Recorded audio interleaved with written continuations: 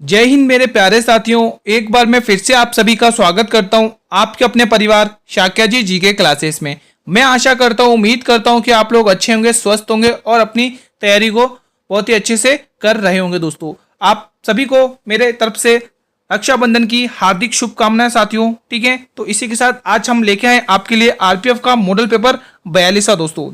ठीक है दोस्तों, आज 42वां मॉडल पेपर है और ये मॉडल पेपर होने वाला है इंपॉर्टेंट दोस्तों, क्योंकि इस मॉडल पेपर के अंदर दोस्तों मैंने आज आपके लिए आरपीएफ कांस्टेबल या सब इंस्पेक्टर में जो भी क्वेश्चन प्रीवियस ईयर पूछे गए वो लेके आऊं और कुछ क्वेश्चन एक्सपेक्टेड हैं जो एग्जाम में सीधे छपेंगे दोस्तों। ठीक है, तो क्लास आपके लिए बहुत ही इंपॉर्टेंट रहने वाली है, अंत तक बने रहिएगा। आज मैं आपके लिए टेस्ट नंबर 42 लेके आऊं दोस्तों, बिल्कुल फ्री ऑफ कॉस्ट आपको हर क्लास की पीडीएफ मिलेगी।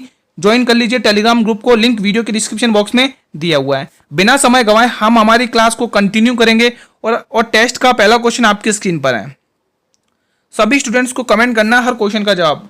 ये क्वेश्चन दोस्तों आरपीएफ कांस्टेबल में पूछा गया। क्वेश्चन क्या कह रहा है? 906 निम्न में से किसे शल्य चिकित्सा के जनक के रूप में जाना जाता है। ये क्वेश्चन आरपीएफ कांस्टेबल में पूछा गया। आप प्रीवियस ईयर का पेपर उठाकर देख सकते हैं, 2019 वाला। चाणक्य, सुश्रुत, चरक या अमर सिंह। मेरे सभी वीर कमेंट करेंगे इस प्रश्न के लिए क्या सही जवाब जाएगा। निम्न में से किसे शल्य चिकित्सा के जनक के रूप में जाना जाता है, तो बिल्कुल सुश्रुत टिक करेंगे दोस्तों। किस किसने ऑप्शन नंबर बी को लॉक किया? जितने भी मेरे वीर यहाँ पे ऑप्शन नंबर बी को लॉक करें उनकी बात से सहमत हूं दोस्तों। ठीक है, चरक संहिता दोस्तों किसकी है? चरक की है दोस्तों, ध्यान रखना। प्रसिद्ध ग्रंथ इनका चरक संहिता, चरक संहिता।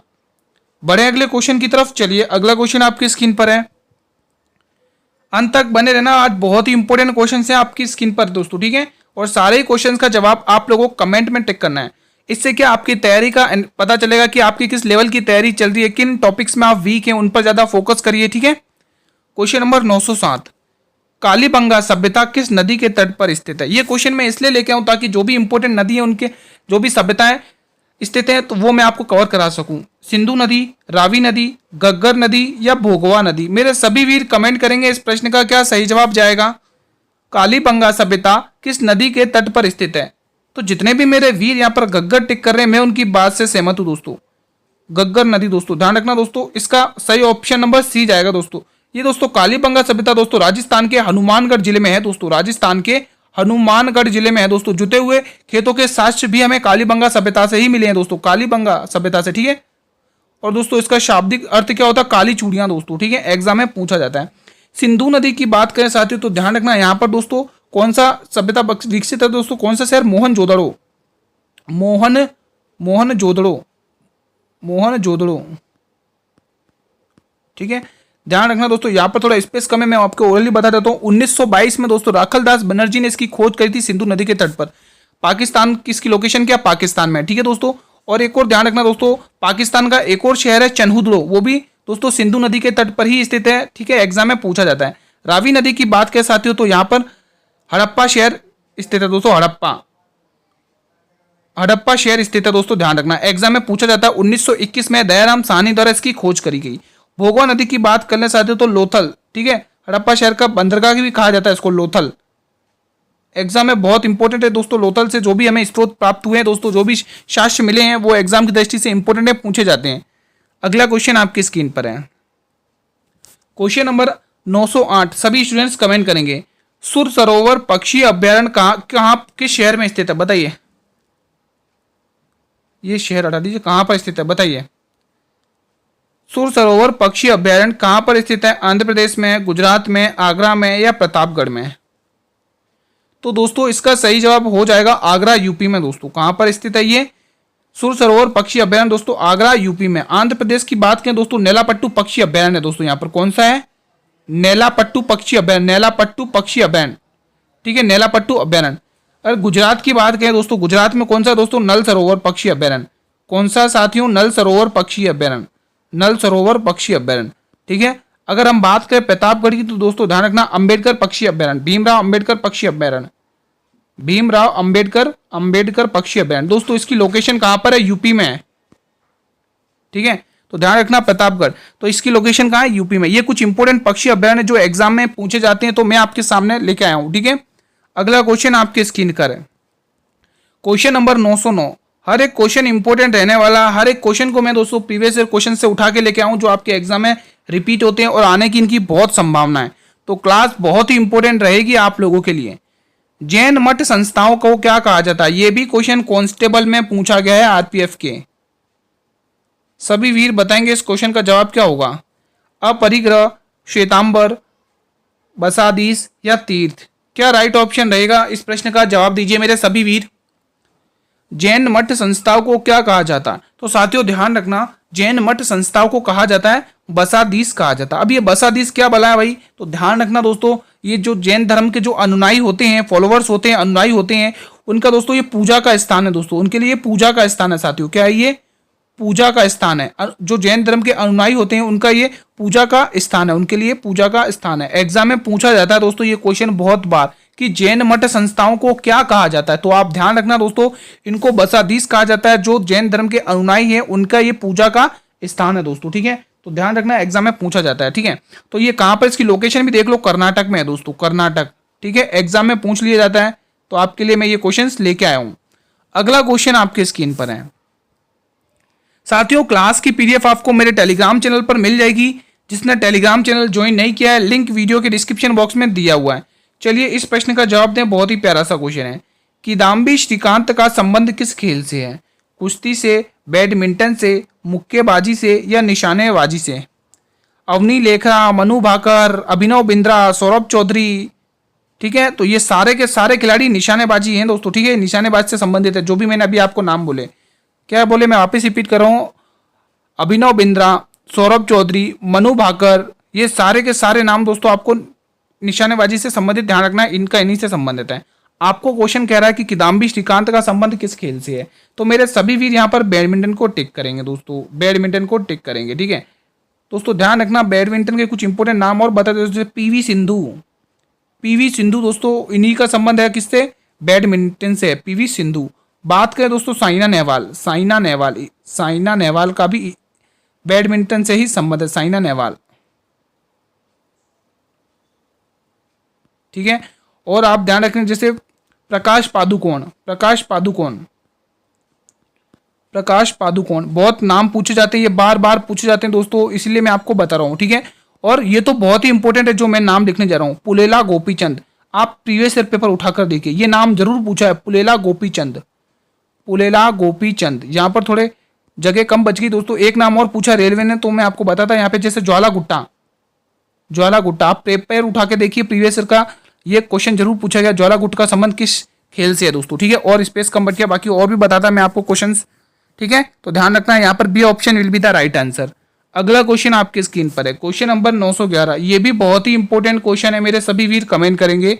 ये दोस्तों प्रीवियस ईयर क्वेश्चन पूछा गया, आप लोग कमेंट जरूर करिएगा, आरपीएफ कांस्टेबल में ही पूछा गया है। सर्वेंट ऑफ इंडिया, इंडिया प्रकाशन सोसाइटी की स्थापना किसने की, बताइए, बताएंगे साथी। सुभाष चंद्र बोस ने, चितरंजन दास ने, गोपाल कृष्ण गोखले ने या राजा राम मोहन राय ने।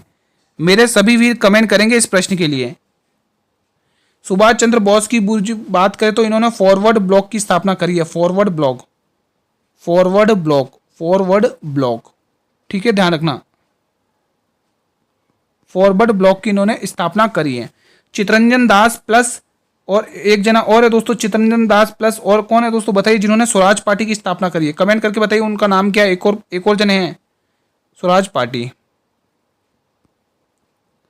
चितरंजन दास और मोतीलाल नेहरू दोस्तों, ठीक है, ध्यान रखना। तो इस प्रश्न के लिए आपका सही जवाब ऑप्शन नंबर सी जाएगा। गोपाल कृष्ण गोखले ने दोस्तों सर्वेंट ऑफ इंडियन सोसाइटी की स्थापना की है, तो option number C will be the right answer. Raja Ram Mohan Roy की क्या बात करूं दोस्तों, राजा राम मोहन राय ने आप सभी को पता किसकी स्थापना करी, वो ब्रह्म समाज की स्थापना करी साथियों, ध्यान रखने। वेदांत कॉलेज की स्थापना करी है दोस्तों। इनको जो राजा का टाइटल है वो अकबर द्वितीय ने दिया है दोस्तों। ये एक ऐसे थे दोस्तों, महान पुरुष थे जिनकी मृत्यु दोस्तों भारत से बाहर हुई थी दोस्तों। ये क्वेश्चन पूछे जाते हैं। राजा राम मोहन राय को दोस्तों भारत का पुनर्जागरण का पिता कहा जाता है, आधुनिक भारत का पिता कहा जाता है दोस्तों। ऐसे क्वेश्चन पूछे जाते हैं। बढ़े अगले क्वेश्चन की तरफ। चलिए अगला क्वेश्चन आपकी स्क्रीन पर लेकर आया हूँ, क्वेश्चन नंबर 912। बहुत ही इंपॉर्टेंट क्वेश्चन है, कमेंट करिएगा। क्वेश्चन क्या कह रहा है पहले अच्छे से पढ़िए। यूरेनियम की खानें निम्न में से किस राज्य में पाई जाती है? मेरे सभी वीर बताएंगे। झारखंड में, तमिलनाडु में, नागालैंड में या मिजोरम में। क्या होने वाला है इस प्रश्न के लिए सही जवाब? सभी स्टूडेंट्स बताएंगे, जल्दी से बताइए दोस्तों क्या होगा इसका सही जवाब। तो जितने भी मेरे वीर यहाँ पर ऑप्शन नंबर ए को लॉक कर रहे हैं, मैं उनकी बात से सहमत हूँ दोस्तों। Option A will be the right answer. यहीं से दोस्तों एग्जाम में पूछ ले जाते हैं दोस्तों, तमिलनाडु राज्य का गठन कब हुआ? तो दोस्तों ध्यान रखना 24 जनवरी।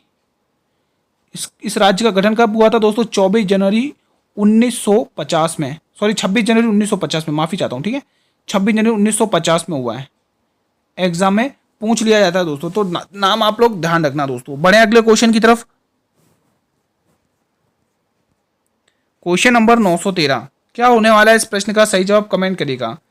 उपराष्ट्रपति राज्यसभा का पदेन अध्यापक या फिर सभापति होगा, ये किस अनुच्छेद के अंतर्गत आता है? बताइए। अनुच्छेद 63, अनुच्छेद 64, अनुच्छेद 67 या अनुच्छेद 61? बताइए दोस्तों। अगर नीचे से स्टार्ट करते, नहीं हाँ नीचे से स्टार्ट करते, इसमें यहाँ पर इस अनुच्छेद के अंदर क्या होता है? आर्टिकल 61 के अंदर क्या होता है? महाभियोग। क्या होता है? महाभियोग उपराष्ट्रपति पर, महाभियोग, महाभियोग। और इसमें उपराष्ट्रपति की पदावधि दी होती है, पदावधि, पद की अवधि, पदावधि, पदावधि 67 में, ठीक है। तो जो आपका आर्टिकल 64 है दोस्तों, वो क्या कहता है कि उपराष्ट्रपति राज्यसभा का पदेन अध्यक्ष होगा दोस्तों, ठीक है। तो यहाँ पर ध्यान रखना option number B will be the right answer. 63 में क्या होता है दोस्तों? उपराष्ट्रपति का पद दे रखा है, उपराष्ट्रपति का पद, उपराष्ट्रपति का पद, उपराष्ट्रपति का पद, ठीक है। तो ये कुछ इंपॉर्टेंट आर्टिकल्स हैं उपराष्ट्रपति से संबंधित, तो आपको अच्छे से ध्यान में रखना है। बढ़े अगले क्वेश्चन की तरफ बिना समय गंवाएं। अगला क्वेश्चन आपकी स्क्रीन पर है, क्वेश्चन नंबर 914। मेरे सभी वीर कमेंट करेंगे। क्वेश्चन क्या कह रहा है? भारत में चुनाव आयोग की स्थापना किस वर्ष में की गई थी? 1960 में, 1955 में, 1956 में या 1950 में? बताइए दोस्तों। बहुत ही इंपॉर्टेंट क्वेश्चन है, ये एग्जाम में पूछा गया है आरपीएफ कांस्टेबल में। ये भी क्वेश्चन दोस्तों आपके कांस्टेबल में पूछा गया, आप प्रीवियस ईयर पेपर देख सकते हैं। अगर आपको विश्वास ना हो रहा दोस्तों, आप 2019 का प्रीवियस ईयर पेपर उठाइए, वहां पर इस क्वेश्चन को देखिए, ये क्वेश्चन जरूर देखने को मिलेगा। तो जितने भी मेरे वीर यहाँ पर डी ऑप्शन को लॉक कर रहे हैं, मैं उनकी बात से सहमत हूं। कुछ अगर एग्जैक्ट डेट पूछ ले तो ध्यान रखना 25 जनवरी 1950 में दोस्तों आपके चुनाव आयोग की स्थापना हुई थी दोस्तों, ठीक है। तो ध्यान रखना, एग्जाम की दृष्टि से इंपॉर्टेंट क्वेश्चन बनेगा। अगला क्वेश्चन आपकी स्क्रीन पर है, क्वेश्चन नंबर 915। मेरे सभी वीर कमेंट करेंगे, हर एक क्वेश्चन आपके एग्जाम के लिए बहुत ही इंपॉर्टेंट रहने वाला है। क्वेश्चन क्या कह रहा है? बिग बैंग सिद्धांत का प्रतिपादन किसने किया था? अल्फ्रेड वेगनर ने, जॉर्ज लेमेत्रे ने, हैरी हेस ने या फिर थॉमस गोल्ड ने? बहुत ही प्यारा सा क्वेश्चन है, मेरे सभी वीर कमेंट करेंगे। बिग बैंग सिद्धांत का प्रतिपादन किसने किया था? अल्फ्रेड वेगनर ने, जॉर्ज लेमेत्रे ने, हैरी हेस ने या थॉमस गोल्ड ने? कमेंट करेगा सभी वीर। तो जितने भी मेरे वीर यहां पर ऑप्शन नंबर बी को लॉक कर रहे हैं, मैं उनकी बात से सहमत हूं। Option B will be the right answer. किसने बी ऑप्शन टिक किया है? Option B will be the right answer of this question. अगला क्वेश्चन आपकी स्क्रीन पर है साथियों, क्वेश्चन नंबर 916। क्वेश्चन क्या कह रहा है पहले आप ध्यान से पढ़ेंगे। टिप्पाणी लोक नृत्य किस राज्य का प्रसिद्ध है? बहुत ही प्यारा सा और इंपॉर्टेंट सा क्वेश्चन आपके स्क्रीन पर है। गुजरात राज्य का, बिहार राज्य का, असम राज्य का या राजस्थान का? मेरे सभी वीर कमेंट करेंगे, टिप्पाणी लोक नृत्य किस राज्य का प्रसिद्ध है? जल्दी से बताएं स्टूडेंट्स, क्या होगा इसका सही जवाब? तो जितने भी स्टूडेंट्स यहाँ पे गुजरात टिक कर रहे हैं, उनका आंसर बिल्कुल सही है दोस्तों। ये गुजरात राज्य में स्थित। अब गुजरात के कुछ इंपॉर्टेंट मैं आपको नृत्य बता देता हूं जो आपको एग्जाम में सीधे पूछे जाएंगे। पटिहारी लोक नृत्य, पटिहारी लोक नृत्य बहुत इंपॉर्टेंट है। भवाई तो मोस्ट इंपॉर्टेंट है, भवाई लोक नृत्य, भवाई लोक नृत्य, ठीक है। रासलीला, रासलीला भी एग्जाम में पूछा जाता है, गुजरात का है दोस्तों, ठीक है। और ध्यान रखेंगे दोस्तों, जैसे डंडरी, जैसे गरबा, गरबा तो आप सभी को पता ही होगा, गुजरात का ही है ना। डंडिया लोक नृत्य लिख लो, फिर गुजरात डंडिया लोक नृत्य, डंडिया लोक नृत्य, डंडिया लोक नृत्य और गरबा तो आपको पता ही होगा, ठीक है। तो ये कुछ मैंने आपके सामने 5 इंपॉर्टेंट नृत्य रखे हैं गुजरात राज्य से संबंधित, जो एग्जाम में पूछे ही जाते हैं दोस्तों। अगला क्वेश्चन आपके स्क्रीन पर है, क्वेश्चन नंबर 917। बहुत ही प्यारा सा क्वेश्चन है, सभी वीर कमेंट करेंगे। क्वेश्चन क्या कह रहा है? सदरलैंड जलप्रपात किस नदी पर स्थित है? आर्थर नदी, मर्सिडी नदी, जाम्बेजी नदी या कैरोनी नदी? मेरे सभी वीर कमेंट करेंगे इस प्रश्न के लिए। सदरलैंड जलप्रपात किस नदी पर स्थित है? बहुत ही इंपॉर्टेंट है साथियों। तो जितने भी मेरे वीर यहाँ पे आर्थर नदी टिक कर रहे हैं, मैं उनकी बात से सहमत हूं। Option A will be the right answer. ठीक है, अब बाकी ऑप्शन को भी देख लेते हो दोस्तों। मर्सिडी नदी पर दोस्तों ध्यान रखना, वो नहीं है क्या, थोसेमाइट जलप्रपात। क्या है भाई? थोसेमाइट जलप्रपात, थोसेमाइट। ठीक है, थोसेमाइट प्रपात, ये आपके दोस्तों ध्यान रखना मर्सिडी नदी पर दोस्तों एग्जाम में पूछा जाता है। जाम्बेजी नदी का तो मोस्ट इंपोर्टेंट जलप्रपात ध्यान में आपको रखना है, फिट कर लो दोस्तों, विक्टोरिया जलप्रपात, बहुत इंपोर्टेंट है। विक्टोरिया जलप्रपात, विक्टोरिया दोस्तों, विक्टोरिया एक झील भी है, विक्टोरिया प्रपात। ठीक है, विक्टोरिया एक झील भी दोस्तों दक्षिण अफ्रीका की सबसे लंबी झील है दोस्तों, विषुवत रेखा पर स्थित है दोस्तों। यहीं से विक्टोरिया झील से ही दोस्तों आप सभी को पता होगा कि नील नदी का उद्गम होता है दोस्तों। ठीक है, तो ध्यान रखना, एग्जाम में पूछा जा सकता है आपको। कैरोना नदी, कैरोना नदी की अगर हम बात करें दोस्तों, एंजल जलप्रपात बहुत ही इंपॉर्टेंट है। एंजल जलप्रपात कैरोना रिवर पर है, एंजल प्रपात, एंजल प्रपात। ठीक है, तो ये कुछ इंपॉर्टेंट वाटरफॉल हैं जो आपके एग्जाम में सीधे पूछे जाते हैं। बढ़े अगले क्वेश्चन की तरफ। चलिए next question on your screen, question number 918। मेरे सभी वीर कमेंट करेंगे, बहुत ही इंपॉर्टेंट क्वेश्चन है। तिलैया बांध किस नदी पर स्थित है? बरारकर नदी पर, दामोदर नदी पर, चिनाब नदी पर, झेलम नदी पर? बताएंगे मेरे सभी वीर।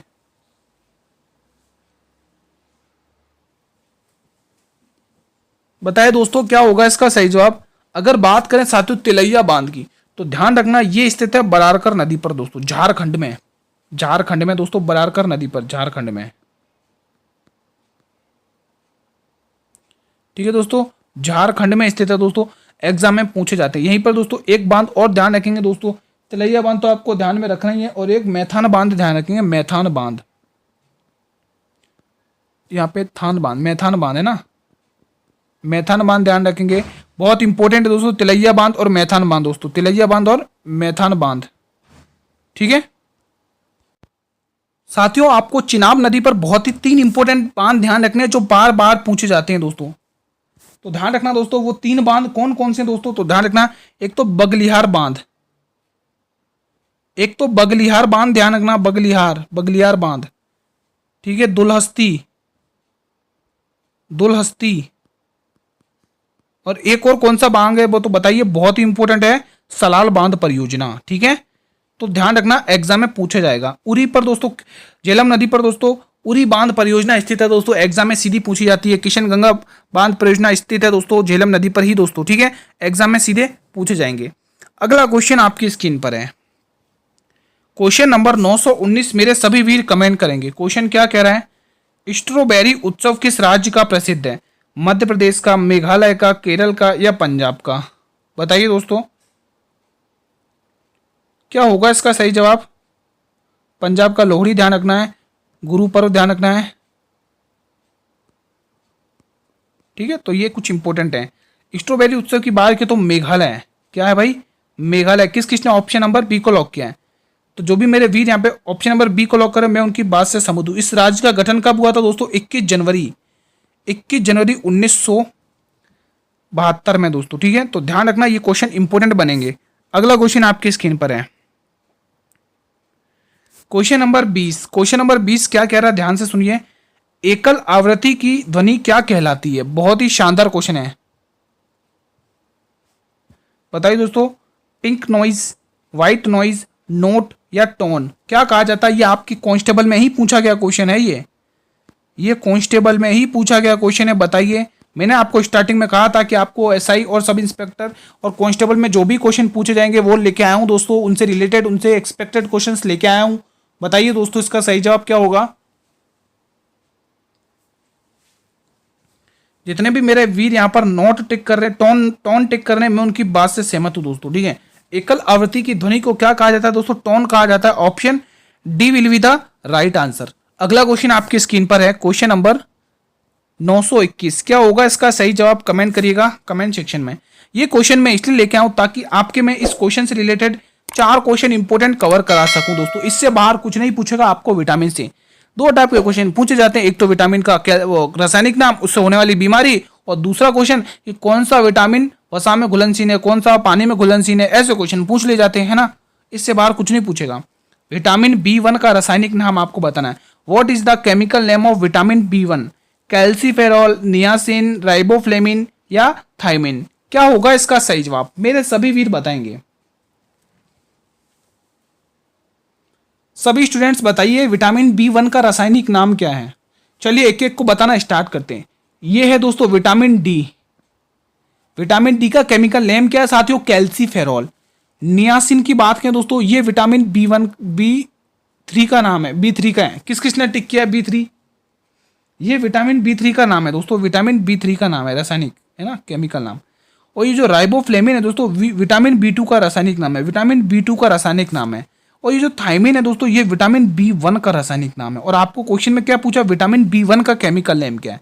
तो ध्यान रखना, विटामिन B1 का केमिकल नाम थायमिन है दोस्तों, ठीक है। अब रेटिनॉल, अब जैसे मैंने लिखा रेटिनॉल, ये किस विटामिन का नाम है बताइए? ये किस विटामिन का नाम है? तो साथियों ध्यान रखना, रेटिनॉल विटामिन ए का केमिकल नेम है, ठीक है। अब यहां पर थोड़ा एस्कॉर्बिक एसिड दोस्तों, विटामिन सी का केमिकल नेम है, ascorbic acid, ascorbic acid, ascorbic acid, ठीक है। तो ये ध्यान रखना, ये विटामिन सी का केमिकल नेम है, ये विटामिन सी का केमिकल नेम है दोस्तों। एग्जाम में ये पूछे जाते हैं दोस्तों, तो इनको इग्नोर ना करें दोस्तों, ठीक है। बढ़े अगले क्वेश्चन की तरफ। दोस्तों आप लोग मुझे कमेंट करना कि ये टेकोफेरोल किस विटामिन का केमिकल नेम है? टेकोफेरोल, टेकोफेरोल, मैं आप सभी के कमेंट देखूंगा। टेकोफेरोल, ये जो टेकोफेरोल है ये किस विटामिन के केमिकल नाम है बताइएगा, ठीक है। अगला क्वेश्चन आपकी स्क्रीन पर है, क्वेश्चन नंबर 922, बहुत ही प्यारा सा क्वेश्चन है। क्वेश्चन क्या कह रहा है? भारत के मुख्य चुनाव आयुक्त की नियुक्ति कौन करता है? प्रधानमंत्री, संसद, राष्ट्रपति या भारत के मुख्य न्यायाधीश? क्या होगा इसका सही जवाब? मेरे सभी वीर कमेंट करेंगे। क्वेश्चन नंबर 922 क्या कह रहा है? भारत के मुख्य चुनाव आयुक्त की नियुक्ति कौन करता है? तो साथियों ध्यान रखना, इनकी नियुक्ति करते हैं दोस्तों हमारे राष्ट्रपति जी दोस्तों। कौन करते हैं? राष्ट्रपति जी। वर्तमान में राष्ट्रपति जी कौन है भाई? द्रौपदी मुर्मू जी। ध्यान रखना दोस्तों, ठीक है। तो ऑप्शन नंबर सी को जो भी मेरे वीर यहाँ पर लॉक कर रहे हैं, मैं उनकी बात से सहमत हूं दोस्तों। आर्टिकल 52 क्या कहता है कि भारत का एक राष्ट्रपति होना चाहिए, ठीक है। आर्टिकल 53 क्या कहता है कि कार्यपालिका की समस्त शक्तियां राष्ट्रपति के निहित होनी चाहिए। आर्टिकल 56 क्या कहता है कि राष्ट्रपति का कार्यालय होता है। ध्यान रखना दोस्तों, एग्जाम में पूछा जाता है दोस्तों, ठीक है। तो ये तीन इंपॉर्टेंट आर्टिकल्स हैं जो आपको ध्यान में रखना है दोस्तों। अब आप लोग मुझे बताइए कि राष्ट्रपति जी सुप्रीम कोर्ट और हाई कोर्ट की नियुक्ति किन आर्टिकल के तहत करते हैं, ठीक है। और आर्टिकल 75 में आपको बता देता हूं, इसमें दोस्तों राष्ट्रपति जी प्रधानमंत्री की अपॉइंटमेंट करते हैं या फिर नियुक्ति करते हैं दोस्तों, ठीक है। अब आप लोग मुझे बताएगा, आर्टिकल 64 में बता देता हूं दोस्तों। आर्टिकल 64 में क्या है दोस्तों बताइए? आप लोग मुझे वो आर्टिकल बताइए जिसके अंदर राष्ट्रपति जी मंत्री परिषद की गठन करते हैं अपनी सलाह के लिए दोस्तों। बताइए, राष्ट्रपति को सलाह देने के लिए मंत्री परिषद की गठन की जाती है दोस्तों, वो किस अनुच्छेद के तहत की जाती है? आप लोगों के लिए कमेंट बॉक्स खाली है, बिल्कुल कमेंट करिएगा। किसी भी जो भी क्वेश्चन देखो आपको मैं पूछा करूं, वो आप लोग कमेंट किया करें दोस्तों, ये आपके लिए ही फायदा है दोस्तों, ठीक है। क्वेश्चन नंबर 923, बहुत ही प्यारा सा क्वेश्चन आपकी स्क्रीन पर है। निम्न में से कौन सी ग्रंथि इंसुलिन पैदा करती है? थायराइड ग्रंथि, अग्नाशय ग्रंथि, यकृत या फिर अधिवृक्क ग्रंथि? मेरे सभी वीर कमेंट करेंगे। बहुत ही प्यारा सा क्वेश्चन आपकी स्क्रीन पर रखा हुआ है। क्या होगा इसका सही जवाब? जितने भी मेरे वीर यहां पर बी ऑप्शन टिक करें अग्नाशय, मैं उनकी बात से सहमत हूं दोस्तों। Option number B will be the right answer. अगला क्वेश्चन आपकी स्क्रीन पर है, क्वेश्चन नंबर 924, मेरे सभी वीर कमेंट करेंगे। पट्टचित्र शैली किस राज्य की प्रसिद्ध है? ओडिशा, बिहार, हिमाचल प्रदेश या महाराष्ट्र? कमेंट करेंगे मेरे सभी वीर। पट्टचित्र शैली किस राज्य की प्रसिद्ध है? बताएंगे सभी स्टूडेंट्स। तो जितने भी मेरे वीर यहाँ पे ओडिशा टिक कर रहे हैं, मैं उनकी बात से सहमत हूं। Odisha will be the right answer दोस्तों। बिहार में दोस्तों जैसे मधुबनी हो गया, मधुबनी, अरिपन, बहुत ही इंपॉर्टेंट है बिहार की, ठीक है। तो अच्छे से रट लेना, मधुबनी, अरिपन और गोदन,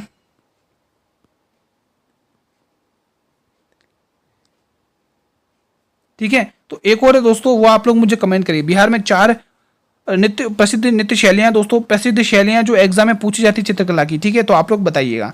और हिमाचल प्रदेश की पहाड़ी, अरोफ, कांगड़ा, गुलेर, ये सारी आपको हिमाचल प्रदेश की ध्यान रखना है। महाराष्ट्र की दोस्तों आपको वारली और रंगवाली ध्यान रखना दोस्तों, ठीक है, एग्जाम में पूछी जाती हैं। अगला क्वेश्चन आपकी स्क्रीन पर है, क्वेश्चन नंबर 925 क्या कह रहा है, बहुत ही प्यारा सा क्वेश्चन है, कमेंट जरूर करिएगा।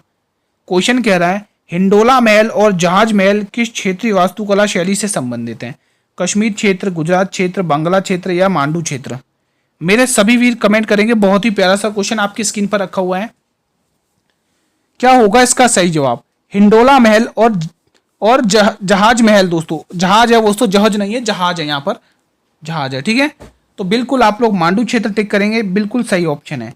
ऑप्शन नंबर डी बिल्कुल सही जवाब हो जाएगा। साथियों, अगर ये क्लास आपको अच्छी लगे तो एक बार मेरे सभी वीडियो इस क्लास को लाइक कर देना और अपने सभी मित्रों के साथ क्लास को शेयर कर देना। स्टैटिक जीके के क्वेश्चन चल रहे हैं आपके लिए, बताइए क्वेश्चन क्या कह रहा है। 926 बंकर और चंकर शब्द किस खेल से संबंधित हैं? पहला ऑप्शन स्कीइंग, दूसरा पोलो, तीसरा ड्रॉट और चौथा राइंग। बताएंगे कमेंट करके। मैं क्वेश्चन वापिस रिपीट कर रहा हूँ, क्वेश्चन 926 है, बंकर और चक्कर शब्द किस खेल से संबंधित है? स्कीइंग, पोलो, ड्रॉट या रोइंग। दोस्तों ये कांस्टेबल में पूछा गया क्वेश्चन है, ये कांस्टेबल में पूछा गया क्वेश्चन है, ये कांस्टेबल में पूछा गया क्वेश्चन है। तो आप लोग कमेंट करिए। तो जितने भी मेरे वीर यहाँ पर ऑप्शन नंबर किसको टिक करें, ऑप्शन नंबर किसको टिक करें बताइए, ऑप्शन नंबर किसको टिक करें साथियों? बी वाले को, बिल्कुल सही है, पोलो। किस किसने ऑप्शन नंबर बी को लॉक किया? बिल्कुल सही टिक किया दोस्तों, पोलो इस प्रश्न का सही जवाब जाएगा। ये कांस्टेबल में पूछा गया क्वेश्चन है, ठीक है, तो ध्यान रखिएगा। अगला क्वेश्चन आपकी स्क्रीन पर है, क्वेश्चन नंबर 927, बहुत ही प्यारा सा क्वेश्चन है। काहिरा शहर निम्न में से किस नदी के किनारे स्थित है? बताइए किस नदी के तट पर स्थित है? जाम्बेजी नदी, कांगो नदी, नाइजर नदी, नील नदी। बताएंगे सभी वीर। देखो दोस्तों, मैं कांगो नदी से एक इंपॉर्टेंट फैक्ट बताता हूं, आप लोगों को हिंट दूंगा, आप लोगों को उसमें से आंसर टिक करना है। आप लोगों को मुझे बताना है ये कांगो नदी किस किस रेखा को 2 बार काटती है, बताना आपको, ठीक है। मकर रेखा को, कर्क रेखा को या भूमध्य रेखा को? बताओ जल्दी से, सभी वीर बताएंगे। ये जो कांगो रिवर है वो किस रेखा को 2 बार काटती है? मैं ऑप्शन दे रहा हूं, मकर रेखा, भूमध्य रेखा या कर्क रेखा। कर्क रेखा, मकर रेखा या भूमध्य रेखा? बताएं सभी स्टूडेंट्स, कमेंट करके जरूर बताना, ठीक है। तो काहिरा शहर की बात करें दोस्तों, ये किस नदी के तट पर स्थित है? तो ध्यान रखना, ये दोस्तों नील नदी के तट पर स्थित है। और नील नदी का उद्गम मैं आपको पहले से ही पढ़ा चुका हूं। कहां से होता है नील नदी का उद्गम? तो ध्यान रखना, विक्टोरिया झील से। कहां से होता है? विक्टोरिया झील से। विश्व की सबसे लंबी नदी है नील नदी, ठीक है। उसके बाद अमेजोन नदी, ये अमेजोन नदी आयतन के आकार में, ठीक है। विक्टोरिया नदी, विक्टोरिया झील, विक्टोरिया झील, ये दोस्तों साउथ अफ्रीका की सबसे लंबी झील है दोस्तों, ध्यान रखना, एग्जाम में पूछा जाता है। ये दोस्तों भूमध्य रेखा पर स्थित है, भूमध्य, जिसको आप विषुवत रेखा भी कहते हैं, भूमध्य रेखा पर स्थित है, भूमध्य रेखा पर यह नदी स्थित है, ठीक ठीक है। बढ़े अगले क्वेश्चन की तरफ बिना समय गंवाए। चलिए अगला क्वेश्चन आपकी स्क्रीन पर है, मेरे सभी वीर कमेंट करेंगे। क्वेश्चन क्या कह रहा है मेरे सभी वीर बताइएगा। क्वेश्चन कह रहा है 928, माइकल जॉर्डन किस खेल से संबंधित है? सभी वीर कमेंट करेंगे, बहुत ही इंपॉर्टेंट क्वेश्चन पूछे जाते हैं। बास्केटबॉल, लॉन टेनिस, फुटबॉल या रग्बी फुटबॉल? मेरे सभी वीर बात करेंगे इस प्रश्न पे, क्या होगा इसका सही जवाब। बात करें दोस्तों फुटबॉल की, फुटबॉल पर दोस्तों कुछ इंपॉर्टेंट नाम आपको ध्यान रखने हैं। सबसे पहले ध्यान रखना दोस्तों, Lionel Messi, Lionel Messi, Lionel Messi बहुत बार पूछा जाता है। दूसरा रोनाल्डो, तो सभी को पता ही होगा, रोनाल्डो तो क्या बताएं भाई, सभी को ही पता होगा। और एक और नाम है जो आपको ध्यान रखना, बाईचुंग भूटिया, बहुत बार पूछा जाता है, बाईचुंग भूटिया, बाईचुंग भूटिया, ये बहुत ही इंपॉर्टेंट है, इनको तो आपको बिल्कुल मिस नहीं करना है दोस्तों। और एक और इंपॉर्टेंट नाम बहुत बार पूछा जाता है, सुनील छेत्री, सुनील छेत्री। और भी आप ध्यान रख सकते, जैसे पेले हो गया है ना, और जैसे काका हो गया, गुरप्रीत सिंह सिंधु हो गया, ठीक है। तो आप ये कुछ नाम है ध्यान रख सकते हैं, गुरप्रीत सिंह सिंधु, गुरप्रीत सिंह सिंधु। गुरप्रीत सिंह सिंधु, ठीक है, ध्यान रखना, गुरप्रीत सिंह सिंधु। ये कुछ फुटबॉल के इंपॉर्टेंट नाम है जो आपको एग्जाम की दृष्टि से इंपॉर्टेंट बनेंगे, इनको आपको अच्छे से दिमाग में बिठाना है। तो माइकल जॉर्डन किस खेल से संबंधित है दोस्तों बताएंगे, तो जितने भी मेरे वीर यहाँ पे ऑप्शन नंबर ए टिक करे बास्केटबॉल, तो मैं उनकी बात से सहमत हूँ पूरी तरह से दोस्तों, ठीक है। अगर आप इसका स्क्रीनशॉट लेना चाहें तो स्क्रीनशॉट ले लें, बाकी मैं आपको क्लास की पीडीएफ दे दूंगा विदाउट आंसर की दोस्तों, ठीक है। अगर आप चाहते हैं कि आप इनका एक बार अगेन आंसर टिक करना चाहते हैं दोस्तों बिना देखे तो आप लोगों को मैं पीडीएफ प्रोवाइड करा दूंगा टेलीग्राम चैनल पर, ठीक है। मैं टेक्निकल टीम को अभी मैसेज कर दूंगा, आप लोगों के लिए भेज देगी पीडीएफ, ठीक है, टेलीग्राम ग्रुप पर। जुड़ जाना टेलीग्राम ग्रुप पर, लिंक वीडियो के डिस्क्रिप्शन बॉक्स में दिया हुआ है। निम्न में से किस राज्य में भोरम मंदिर स्थित है, और ये क्वेश्चन कांस्टेबल में पूछा गया। ये क्वेश्चन क्यों इंपॉर्टेंट बनता है मैं आपको अभी बताता हूँ, आगे आगे देखते जाइए, ठीक है। दिल्ली में, गोवा में, असम में या छत्तीसगढ़ में। तो भोरम मंदिर की अगर साथियों बात करें तो ध्यान रखना, ये जो खजुराहो के मंदिर है ना उसकी एक झलक है, ये खजुराहो मंदिर की झलक है दोस्तों, खजुराहो मंदिर की एक झलक है, खजुराहो मंदिर की झलक।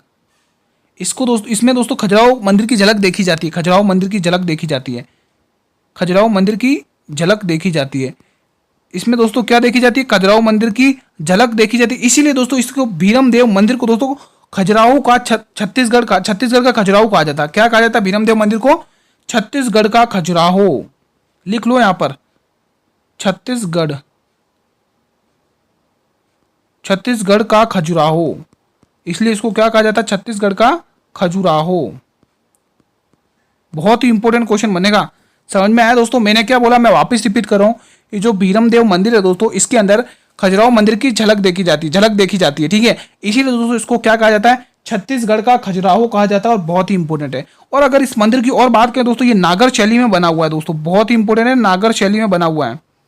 किस शैली में बना हुआ है, एग्जाम में पूछा जाता है कि भोरम देव मंदिर किस शैली में बना हुआ है, तो ध्यान रखना नागर शैली में बना हुआ। दोस्तों मंदिर किस शैली में बने हुए दोस्तों, तीन ही शैली देखी जाती हैं, कौन कौन सी बताइए? एक नागर शैली हो गई, द्रविड़ शैली हो गई, और दूसरी बेसर शैली हो गई, ठीक है। तो इन्हीं तीन शैलियों को अच्छे से दिमाग बिठाना है कि कौन सा मंदिर किस शैली में निर्मित है। अगला और अंतिम प्रश्न आपकी स्क्रीन पर है, मेरे सभी वीर कमेंट करेंगे दोस्तों। जापान की राजधानी क्या है बताइए, जापान की राजधानी क्या है, जापान की राजधानी क्या है, मेरे सभी वीर बताएंगे। इजी क्वेश्चन है, करंट सॉरी क्या ये कांस्टेबल में पूछा गया क्वेश्चन है, इतना इजी क्वेश्चन भी पूछ लेते क्या, कांस्टेबल में पूछा गया क्वेश्चन है, बताइए। बीजिंग, काहिरा, टोक्यो, येन। अगर बात करें साथियों बीजिंग की, तो ये ध्यान रखना ये चीन की कैपिटल है, और चीन की ये येन क्या है, ये येन क्या है दोस्तों, चीन की मुद्रा है, चीन की मुद्रा।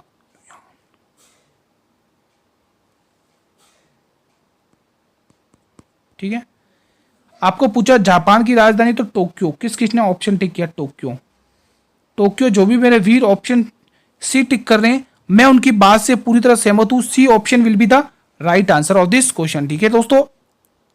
तो साथियों आज की क्लास को हम यहीं पर वाइंड अप करते हैं। क्लास कैसी लगी कमेंट करके जरूर बताइएगा। अगर ये क्लास आपको अच्छी लगी, लगता है ये कंटेंट आपको इंपॉर्टेंट है आपके लिए, तो एक बार मेरे सभी वीर इस क्लास को लाइक कर देंगे और अपने सभी मित्रों के साथ इस क्लास को शेयर कर देंगे। एक बार जल्दी से क्लास को शेयर कर दे अपने सभी मित्रों के साथ, ठीक है दोस्तों। उन स्टूडेंट तक तो ये क्लास जरूर पहुंचाना जो स्टूडेंट चाहते हैं कि एग्जाम नज़दीक है और हमारी कोई तैयारी नहीं हुई है जीके जीएस से संबंधित, तो वो इन मॉडल पेपर और जो भी मैंने 65 जीके जीएस क्लासेस कवर कराई हैं उनको देखकर चला जाता है। तो आप ध्यान रखना दोस्तों, आप 35 प्लस तो करके ही आओगे, ये मेरी गारंटी है दोस्तों, दावे के साथ कह रहा हूँ। 34 प्लस 40 प्लस तो आप करके ही आओगे दोस्तों, 35-40 प्लस, ठीक है। और आपका आज का टेस्ट कैसा रहा कमेंट करके बताइएगा मेरे सभी वीर। अगर ये क्लास आपको अच्छी लगी हो तो दोस्तों लाइक जरूर करना, ठीक है। और हाँ दोस्तों, अगर आप लोग चैनल पर पहली बार विजिट कर रहे हो तो एक बार चैनल को भी सब्सक्राइब कर लेना और बेल नोटिफिकेशन को भी प्रेस कर लेना, ताकि मैं जब भी लेटेस्ट क्लास लेके आऊँ तो यूट्यूब सबसे पहले आपको ही नोटिफिकेशन सेंड करे दोस्तों, ठीक है। आज का टेस्ट आपका कैसा लगा दोस्तों कमेंट जरूर करना, ठीक है। अगर ये क्लास दोस्तों आपको चाहते हैं इस क्लास की आपको पीडीएफ मिले बिल्कुल फ्री ऑफ कॉस्ट, तो टेलीग्राम चैनल को ज्वाइन कर लें, लिंक वीडियो के डिस्क्रिप्शन बॉक्स में दिया हुआ टेलीग्राम चैनल का नाम भी हमारा शाक्या जी जीके क्लासेस है। आप टेलीग्राम चैनल पर जाकर भी सर्च कर सकते हैं दोस्तों। क्लास का टाइम यही रहता है दोस्तों 8 PM, डेली क्लास आपको 8 PM पर मिल जाती है, आपको डेली बेसिस पर टेस्ट देना है। आज हमने आरपीएफ का 52वां मॉडल पेपर भी कंप्लीट कर लिया, 42वां मॉडल पेपर भी कंप्लीट कर लिया है। कल हम साथियों एक और नए मॉडल पेपर इसी टाइम पर एक और नए मॉडल पेपर के साथ मिलेंगे। तब तक के लिए साथियों जय हिंद, जय भारत, वंदे मातरम, धन्यवाद।